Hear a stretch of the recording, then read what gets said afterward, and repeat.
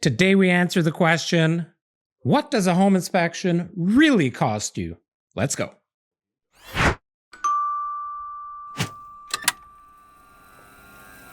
Oh, hello there, partner.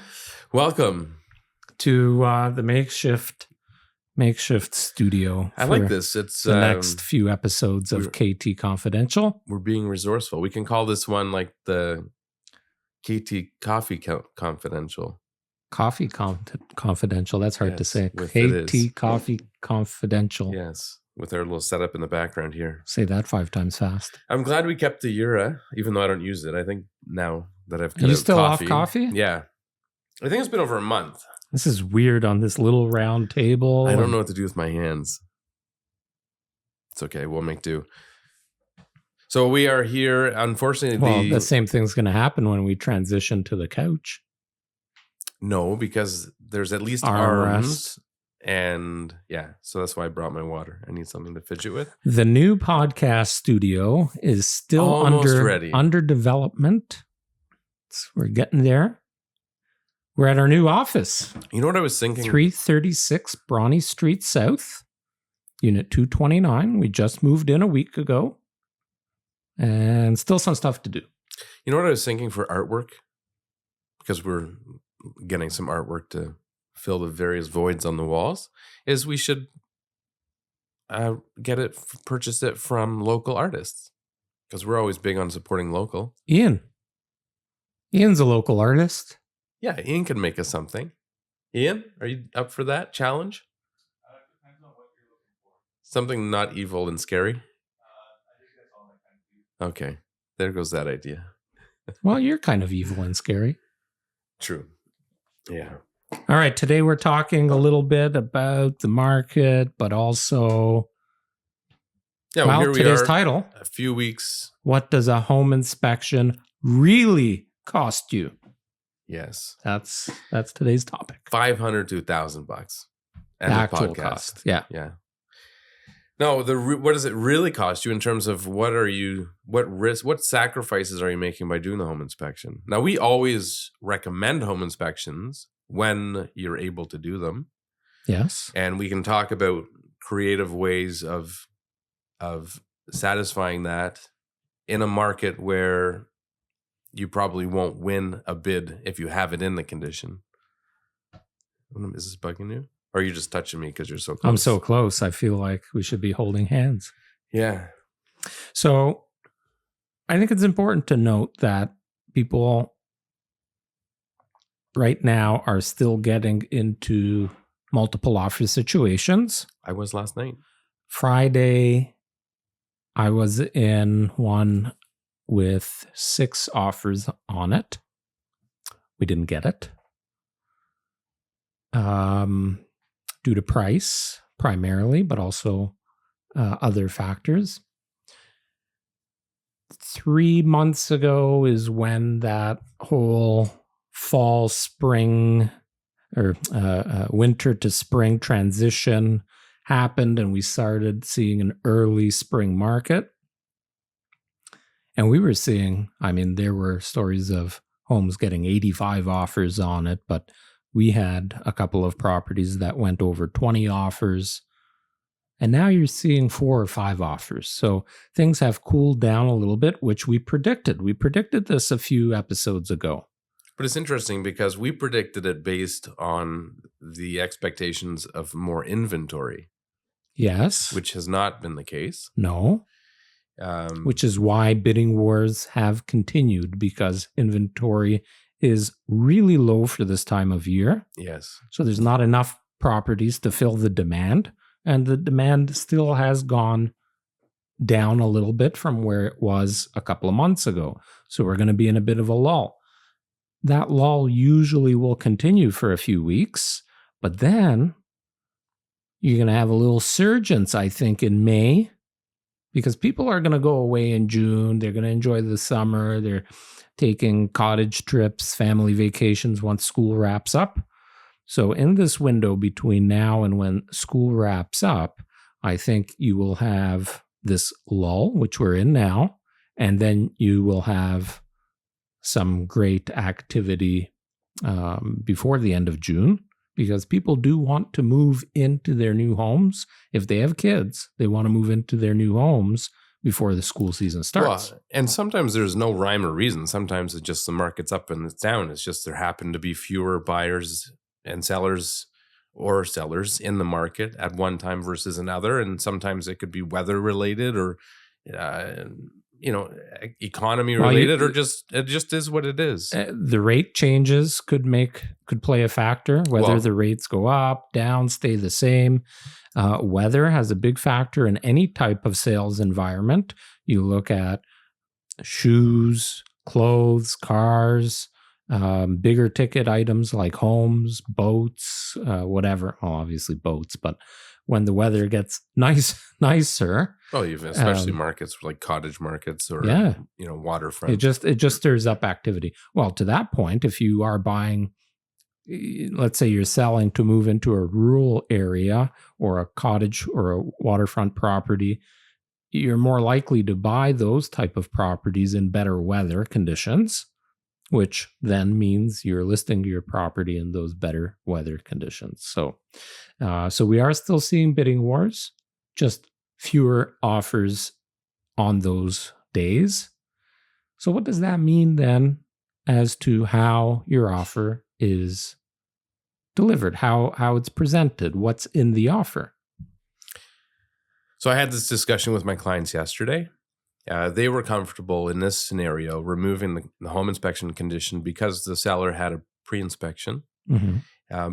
Which doesn't happen very often. I would say out of 100 homes on the market, maybe 2 or 3 will have a pre-home inspection completed. Well, and even then, I mean, it does provide some peace of mind, some insight into the condition of the home, but some buyers may perceive it to be a biased opinion because it was ordered by the agent listing it or the homeowner listing the home for sale. And especially if you don't know who that inspector is or how qualified they are. Right. So I think in the scenario of, you're in competing offers, it may provide enough peace of mind that makes them comfortable to proceed without one. But I think if you weren't in that scenario and you didn't have to compete and there was a pre-inspection, most people would still do their own. Right. Just to be sure. But, I had this discussion yesterday. It related to the finance condition, not the home inspection, but it's similar from the perspective of, let's say in this case, there was 3 offers. And let's say they were all firm offers, no conditions, except ours had one condition, be it a home inspection, a mortgage approval, whatever. Mm-hmm. How much more, let's say everything was otherwise equal, how much more would the price on ours have to be for the homeowner to say, okay, I'm going to take this conditional offer for X amount more than accepting a firm offer tonight and being done with it? So in this case, the house was in the 1.2 range. As a homeowner or a listing agent, what would your number be? Okay, so let's play out this scenario. How much is the home listed for? Okay, so this house was listed for $1,150,000. Okay, and how many offers are there? 3. So you have your buyer and 2 other offers, and the property's listed for 1.15. What did your market analysis and your actual street value? What's the street value that you provided for this particular property? $1,230,000 was my rounded up number, slightly rounded up. 1,230,000. Yeah. So 1.23. That's your rounded up value, and your buyers agreed with that valuation? No, they didn't. But that's besides the point. What did they believe the value Closer was? to 1.2. Mm-hmm. And I know the property that you're referring to, and I think 1.23 was light. I don't think so. We'll find out today. Well, we can't get into specifics. We can't provide addresses or anything like that. But on average, on a $1.2 million house, if you have 3 offers, I would suggest that if the best offer, well, let's say 2 of the offers are at 1.2 million and the third offer is 1.15. Okay, so the third offer you're not considering. Well, let's just say they're all 1.2. How much more do you have to be? as a conditional versus a firm. Yeah. I would prefer a condition on as the seller and the seller's agent. I would prefer an offer that's conditional on a home inspection than I would on a financing condition, Agreed. because a financing condition is really a walking stick. Because no, it is. Well, it is. Okay, you can finish. Well, how isn't it? No, I don't disagree. What I was going to say is that any condition is a walking stick, because let's say you have a 4-day home inspection. I won't condition, disagree with right? that. I won't disagree with that. But if somebody's not solid on their financing when submitting that offer, especially if in a multiple offer situation, somebody hasn't done the proper due diligence. It's either the realtor or the buyer themselves. So if they're starting their due diligence with a lender at that point, it might take them beyond the conditional period For to sure. have an answer on that, or they simply don't fucking qualify, right? They were qualified maybe for 1.1 and now they're stretching to 1.2, 1.25, and they don't know if they're going to get approved, which is why they have that condition in there. I will say that most lenders and any mortgage broker or mortgage representative that you speak to now will always say, yeah, you're pre-approved, pre-qualified, whatever, yada, yada, yada. And then potentially tell you, most of them are, we need to see the agreement of purchase and sale, because they want to run the valuation on the home. They have an automated system where they put the address in and it tells them what the value of the property is. Most of them now will want to have an appraiser go out and actually appraise the property. So it's very tough to have a full approval without that, but you can get pre-qualified by putting in your notice of assessments and the lender gathering all of your documentation. We've talked about this in the past a number of times. There's just too many things that you got to go through on a finance condition that make that less stable. So a home inspection is really quite easy. They hire a home inspector. They're there for 4 hours, 3 hours, whatever. They inspect the home, give the report to the buyer and the buyer's realtor, and then you assess whether or not you want to move forward or not. So on a home inspection condition, you really have, I always say this to our buyers, you always have a few options. Option number one is you accept the home as it is.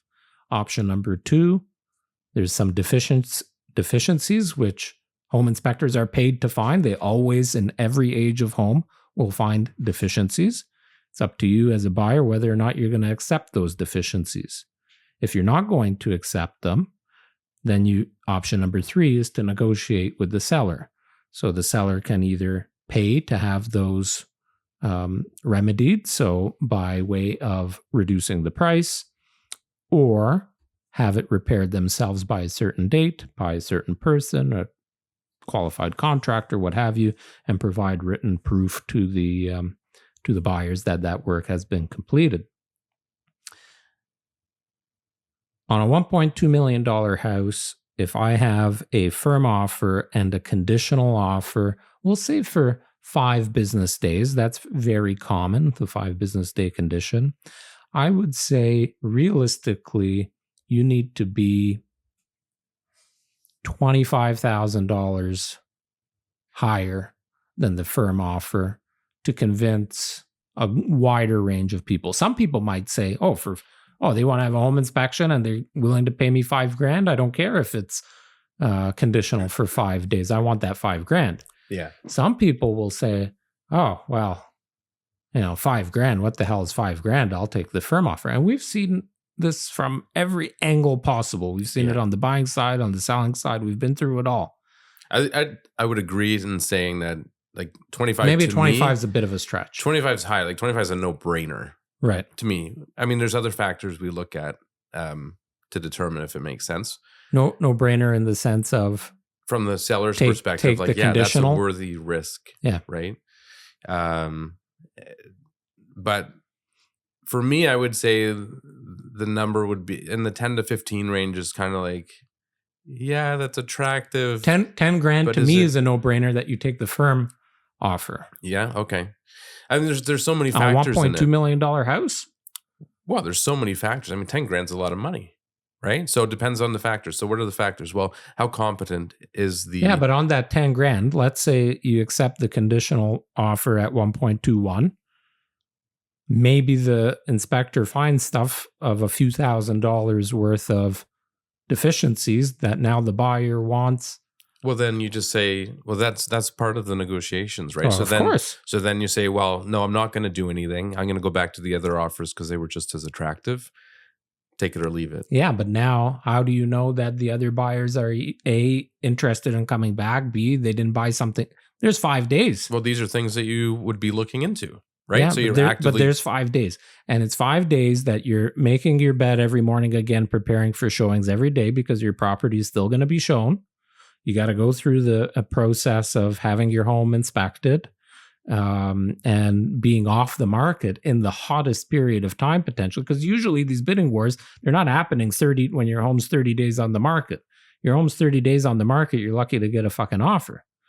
If your home's on the market for 2, 3, 5 days, that's when you're most likely to get the bidding wars. So now you're asking me as a seller to step aside my marketing activities or the seller's agent because we're accepting this conditional deal. If it doesn't come together, we're back on the market starting from ground zero, 10 days on the market. So those are a very valuable. So we talk about what's the true cost of a home inspection. It's from both perspectives, from the seller and the buyer. So the seller now, they lose the most valuable marketing time in accepting that conditional offer. Potentially. Potentially. The Now, things- there could be, on the other side of it, there could be one of those past buyers or past offers or people that, they show up for a showing and find out it's sold conditionally, or show up for an open house, find out it's sold conditionally and get really disappointed, fear of missing out, right? And now it comes back on the market. And you're like, oh, shoot, it's back on the market. Let's do something. So it could be both sides. Or there's been instances where we've even almost resold it immediately. 100%. We Right. had one with our your neighbor. Yeah. Same thing. Yeah, I forgot about that one. Yeah. So like during the conditional period, there will be people that call and say, hey, what's happening? My client's really interested, and they'll follow if up it regularly. falls through, let me know right away. Yeah. And some of those people that are There's making those that calls little often. inventory that, Exactly. yeah. But okay, so 10 grand. Well, that's what I said yesterday to my client. I said at an absolute minimum, you got to be 10 grand more attractive than the Right. other offers. So your home inspection on a $1.2 million house, aside from the $500 to $1,000 that you're going to pay to have the home inspected, it's costing you 10 grand. Right. And if I think... So my question then to you in this conversation, because we have a bunch of clients in this price point, what deficiencies are you going to find in this home inspection that would equal or greater to that value, that $10,000? So depending on the age of the house, like the average house that we deal Inspect? with, I've never seen more than a couple grand on average, right? Yeah. And most because houses, it's in the hundreds anything of dollars. that's beyond a few $1,000 is something that you probably wouldn't identify at a home inspection. Right. A home inspector can only see what we all can see. Yes, So there are there's some things devices. as an example, if it's an older home that may have asbestos or urea, formaldehyde, maybe stuff like that. You didn't check into Kitech plumbing. You didn't go up into the attic. You didn't see the black mold because of the bathroom venting right into the attic, but like a even lot of that, homes like, did in the 80s. Even that, depending on the size of the house, you can probably get it done within that range or less. Yeah, I mean everything. But some people just don't want a home that had mold in it. That's right? true. Yeah. Well, you're working with someone who has allergies, and for them, it's very important. And you mentioned a story that we'll talk about on a future podcast that the folks found out that the home was in a fire. Oh yeah.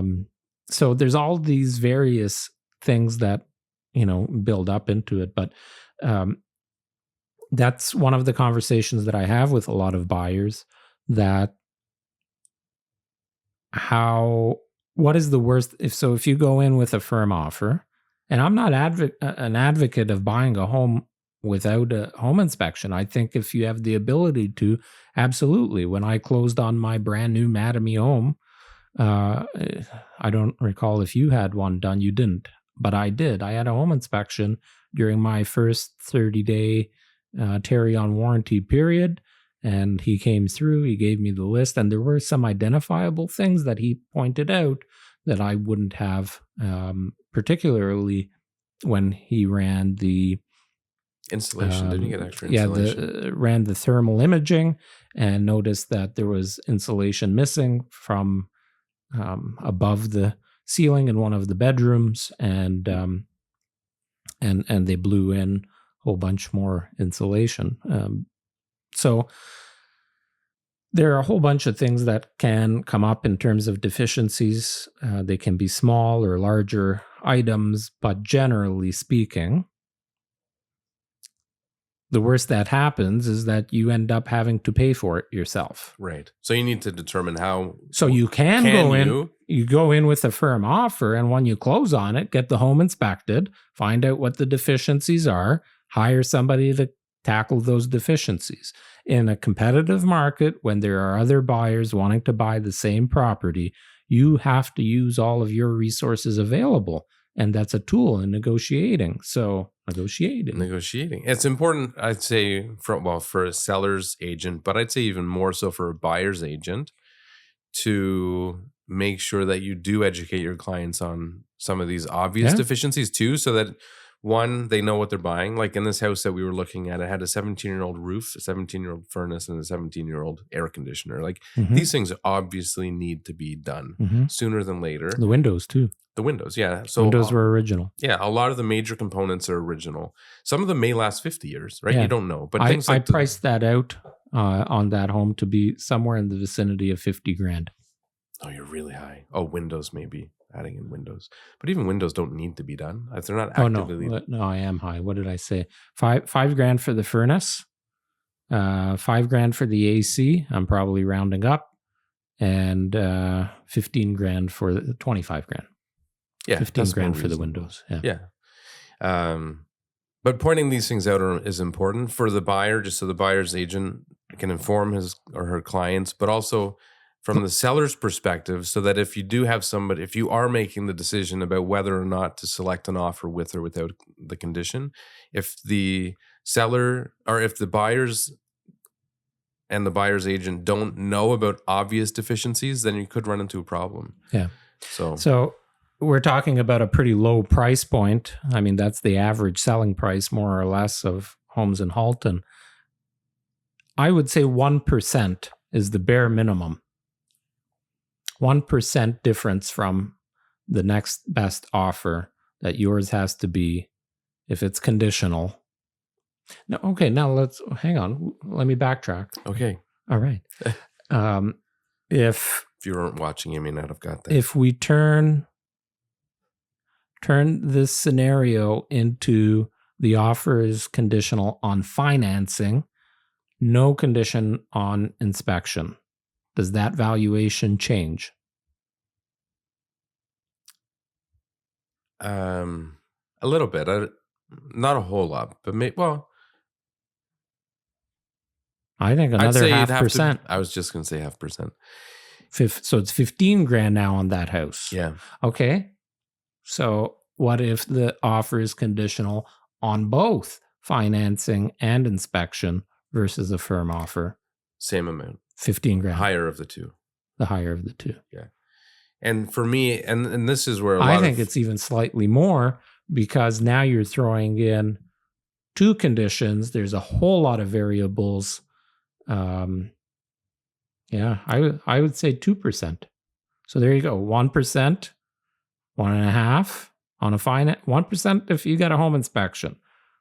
1.5% if it's on financing, and 2% if it's conditional on both. But things that affect these decisions include, so when it comes to financing especially, is, who are the buyers? What do they do for a living? How long have they been doing it for? Who's their realtor? Who's their realtor? How well do they know how well does the real estate agent know the clients? Yeah. Do they even know what the clients do for a living? Yeah. How were they introduced to each other? Was it a referral from a close friend, or was If it they just a have random lead off the pre-approval, street? what does that pre-approval mean? Who's Exactly. the pre-approval with? Have they reviewed the Who's the proof of lender? income? Who's the lender? Because the lenders all have different criteria. how much Right? is the down payment? What You- are they selling? As an example, if you have somebody that's pre-approved with Equitable Bank, you know that potentially there were some challenges in obtaining that approval. Very different than RBC, who is extremely, I won't say extremely, but the major banks are looking for different type of client, I guess. Yeah. So there's a lot of We have factors a lot to of consider. customers and clients that work for RBC, so Because they'll you- chime in, I'm sure. Yeah. You may get people that offer 10 grand more on a fine with both conditions, but they're just, nervous, analytical people. They have really solid, secure jobs, a huge down payment, and, maybe, and that may give you peace of mind that it's the right decision. So you really need to lean on your realtor to gather all of these details to help you. Oh, this is such an odd sitting position. It is. Anyways, that pretty well wraps up today's discussion, I think, because we covered all angles there. Oh, the only other thing, because you Oh, by the cut me way- off when I talked about how one condition is the same as both, and that's from the perspective of if someone has a home inspection condition, and it's a 5-day condition, they can just cancel because they get cold feet. Right? Like- You would have hard debates against that and with some people. No, if you perform the home The- inspection, you're going to find a problem. Well, yes. So you got to elaborate. You can't just say, "Oh, I got cold feet." Well, you There's cut me got off to be a again. deficiency. There's always a deficiency. Well, is there? Yes, always. What is the deficiency? Oh, I didn't realize the roof was 15 years old. Well, you Okay, should have but known what that. if- Well, I didn't. What if the deficiency is a receptacle needs to be replaced? My client has had a house fire caused by Oh, so you're an a lying realtor. an electrical house fire. No, the client told me this. Oh, okay. I'm just reiterating. Yeah, Right? clients So had they had a past house fire yes, they had because a of past a house fire shitty that receptacle, was caused by electrical and now they have deficiencies. Yeah, some kind of post-stress disorder, exactly. and they don't want to move forward. Correct. Yeah, the fucking horse Prove shit. me wrong. Yeah. Take- All right. Take me to Wrap. court. Goodbye. Ciao. Thanks for watching. Thanks for listening to episode 283 of KT Confidential, the real estate podcast. Show us some love. Give us a like. Leave us a comment. Let us know what you think. What does a home inspection really cost you? We'll see you next time.